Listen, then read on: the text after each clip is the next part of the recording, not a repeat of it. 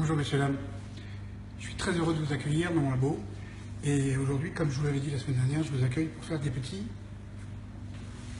chouflés coco. Voilà. Donc on a déjà posté une photo lundi. On vous a donné une recette de pâte à choux. Donc peut-être que certains d'entre vous l'ont déjà faite. Alors la première chose qu'on va faire, vous allez venir avec moi. Je vais mettre au four, parce qu'évidemment, on va commencer par la fin en fait.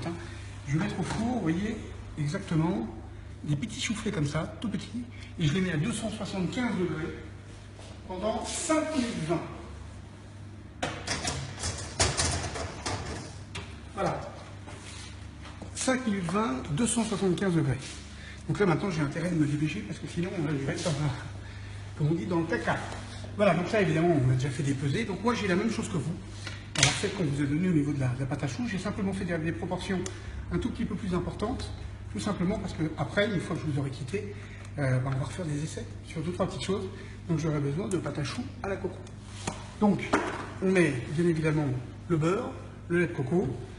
J'augmente la température, un petit peu de sucre, un petit peu de sel, et on fait fondre, exactement comme pour une pâte à choux, normale. Voilà, donc là on y va, on fait fondre. Ah, il faut que je fasse vite, parce que...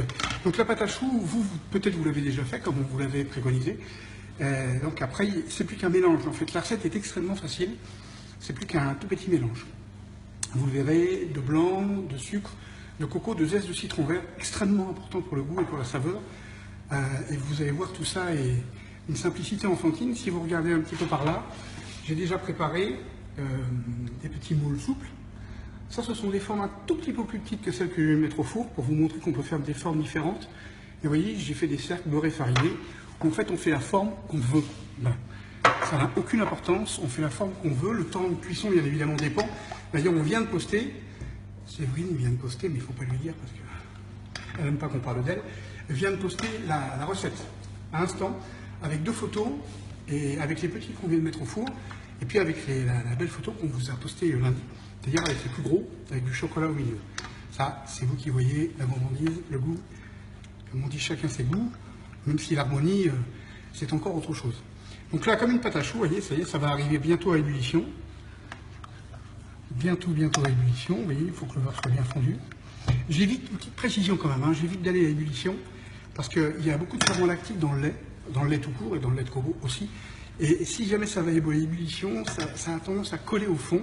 Et ce qui colle au fond, en fait, ce sont les ferments lactiques dans lesquels il y a du goût. C'est-à-dire du sucre, du sel, enfin tout un tas de choses.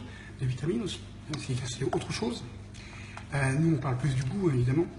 Donc, il faut éviter de faire bouillir tout ça. Je vais l'amener à frémissement. Et quand ce sera à frémissement, je vais mettre dedans la farine de riz. Je ne vais pas utiliser de la farine de gluten, parce que la pâte à choux, c'est quoi? C'est 3 choses. Un liquide, celui que vous souhaitez, avec un assaisonnement, si vous le souhaitez, c'est mieux, et de la matière grasse, celle que vous souhaitez. Ensuite, c'est une farine, celle que vous voulez. On va la mettre dedans, c'est bientôt à frémissement. Je vais faire dessécher devant vous. Et ensuite, on va mettre dans le petit batteur qui est là, et je vais incorporer la troisième partie. C'est 3 phases. La troisième, c'est incorporer des œufs, bien desséchés pour incorporer des œufs.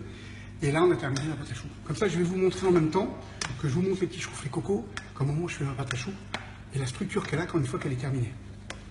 Voilà, allez, j'augmente un petit peu la température, parce que là, on va passer au desséchage bientôt. Bientôt. Vous voyez comme ça fume, déjà, rien que là, on perd des molécules de goût, donc il faut que ça aille le plus vite possible. Allez, je vais à fond. Regardez, ça y est, on est à frémissement. Je n'attends pas que ça boue. J'enlève du feu, bien sûr, et je mets la farine. Donc, je répète, c'est une farine de riz, donc pas de gluten, très important. On va donc obtenir une structure évidemment totalement différente d'une pâte à choux qui serait faite avec de la farine de blé, excusez-moi, la farine de blé. Donc moins de tenue, mais j'en ai besoin, parce que la tenue, on l'aura par la matière grasse de la coco, on l'aura par les blancs d'œufs. On aura tout ça, les blancs d'œufs, c'est plein de protéines, donc ça coagule. Et moi, j'ai besoin de quelque chose qui coagule, qui tienne. Regardez devant moi. Alors normalement, on cuit la pâte à choux et on la dessèche pour cuire la farine. Et puis surtout, ce qui est très important, regardez, c'est de bien dessécher.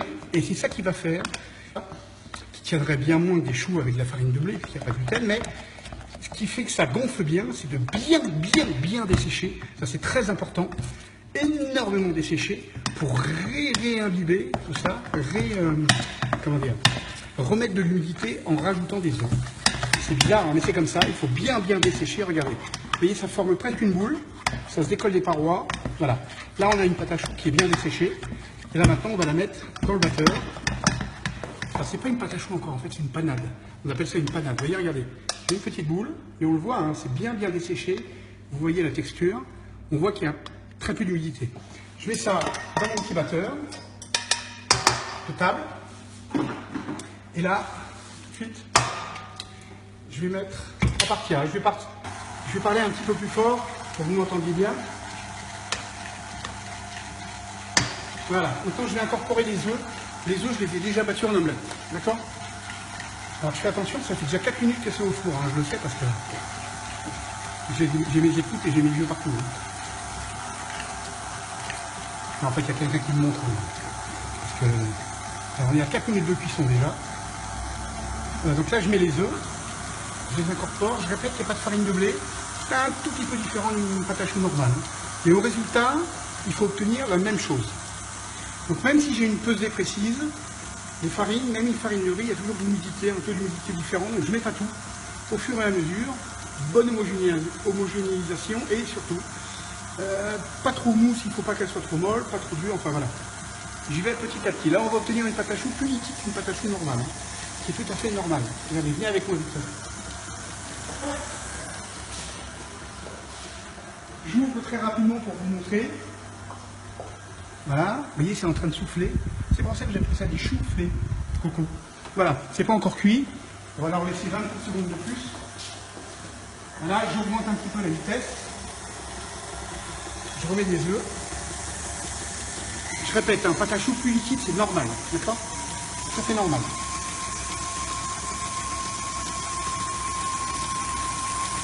Voilà. Quasiment fait. Une fois que la pâte à choux est terminée, c'est fini. On peut dire que la recette est terminée. Voilà, regardez, je mets tous mes œufs dans le même panier. Là. Voilà. Je mets tous les œufs. J'accélère un petit peu. Et regardez, on a une pâte à choux qui est bien plus liquide qu'une pâte à choux normale. Hein, ce qui est normal puisque j'ai mis beaucoup d'œufs. Il n'y a pas de farine de blé, donc il n'y a pas de tenue. Et voilà. Je crois que c'est le moment de regarder si les confits sont cuits.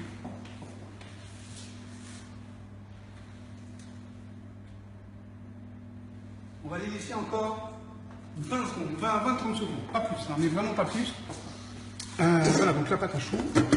Et je vais peser cette pâte à choux, je vais peser 90 grammes de pâte à choux.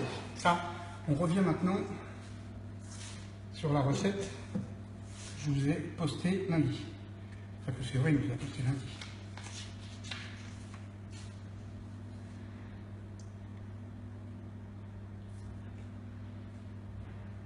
Voilà. Donc ça, j'en garde un petit peu. Alors, on va refaire des essais. Je vais y sortir les choux-flés coco. Regardez comme c'est beau.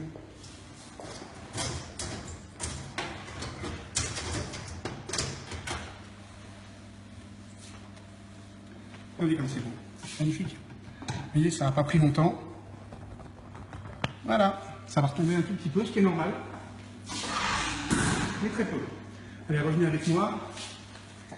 Regardez, je termine le mélange. Donc j'ai ma coco et mes zestes de citron vert. D'accord? Je mets mon sucre.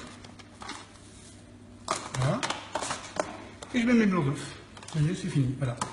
La recette est terminée. Pas tarder à se coucher. Hein. Voilà. Je vais mélanger tout ça là-dedans à la spatule.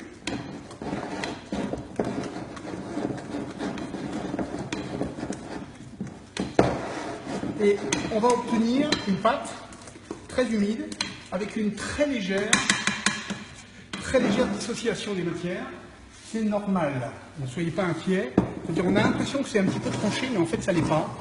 C'est pas tranché, c'est juste une légère dissociation parce qu'il y a quand même pas mal de matière grasse avec le lait de coco, hein, puisque j'ai quand même mis du lait de coco à la place du lait. Voilà. Mais en fait ça l'est pas du tout et il faut que ce soit comme ça. Très important, il faut que ce soit comme ça. D'accord. Donc, maintenant, je vais remplir la poche. Voilà. C'est bon ça. Si vous étiez avec moi, juste à côté de moi, vous pourriez sentir, ça sent la coco, le citron vert, c'est top. C'est top, top, top, top, top. Voilà. Regardez, tout est prêt. Je me suis organisé. Parce qu'il ne faut pas déconner. Ah oui, là par contre j'ai besoin d'un petit coup de main. J'ai une main qui déconne un petit peu. Donc je vais demander à quelqu'un de me donner un petit coup de main pour couper ça. Vous pouvez faire un... Vas-y. C'est gentil, merci. Ah, il est gentil. Hein. Tiens, coupez-le vous-même s'il vous plaît. Ah, ça c'est ma main qui marche pas très bien. Je vais vous le répéter à personne. Tac. Vous venez avec moi? Regardez, si je fais des gros, je mets à peu près 50 grammes de masse. On va remplir aux 2/3, d'accord? Là, je mets un tout petit peu seulement. Et là, regardez, je remplis. Là, je mets 32 grammes. Bon, là, je ne le pèse pas parce que je suis devant vous, mais le poids exact, c'est 32 grammes pour la taille que j'ai fait tout à l'heure. C'est-à-dire 4 cm de diamètre. Vous voyez, c'est comme des petits palets. Regardez, je m'arrête. Vous voyez, sur celui-là, et sur celui-là aussi d'ailleurs, on va mettre un petit peu de chocolat. Et là, à nouveau, hop là, jusqu'aux 2/3. Voilà. Voilà.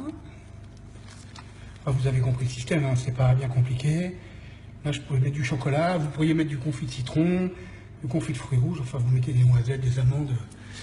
Moi je suis un peu gourmand, alors je mets un peu, beaucoup de chocolat, un peu moins, enfin voilà. Vous le laissez dessus, vous le mettez en dessous, vous le mettez au milieu, enfin. Vous faites ce que vous voulez. D'accord? Voilà.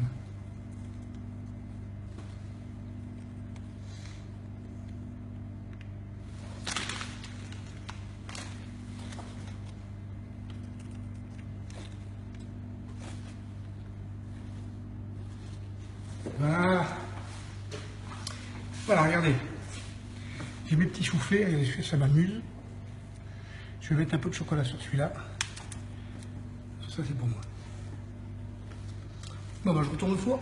Je retourne au four, puis après, je vous montre le résultat. Celui-là sera pour moi. Regardez, laissez-vous un tout petit peu. Voilà, des petits chouflets. Regardez. Avec un petit peu de chocolat. Donc ça, c'est sorti au four, évidemment. Du four, pardon, il y a une petite demi-heure, donc le chocolat a un petit peu pris. Mais imaginez quand c'est encore tiède, le chocolat coule. Et c'est super bon. Moi, ça c'est personnel. Hein. Je les préfère comme ça. Regardez comme c'est top. C'est moelleux, humide. Ça sent le citron vert, la coco. Voilà. C'est bon. Ah, c'est fondant. Ça cracouille légèrement. C'est délicieux. Alors, moi je vais vous dire, mangez, faites de la pâtisserie, utilisez les bons produits, vite fait, vite fait, vite fait. Regardez, il sort du four celui-là, vous voyez? Celui-là aussi, regardez. Vous voyez quand ça sort du four? Ça coule, c'est un peu chaud, ça fait une bonne après-midi. Et avant de vous quitter, je suis en train de me brûler, je suis trop gourmand. La semaine prochaine, mais cette fois-ci plus tôt, à 12h30, parce que j'ai un atelier l'après-midi, à partir de 14h, donc à 12h30, je serai encore là avec vous pour vous faire une recette de sablé, supra-sablé au chocolat, une recette qui va vous éclater. On postera la photo lundi. Je vous dis à bientôt, mangez bien, éclatez-vous bien, et merci. Merci mille fois d'être si nombreux à nous regarder. Je vous embrasse, ciao, bye.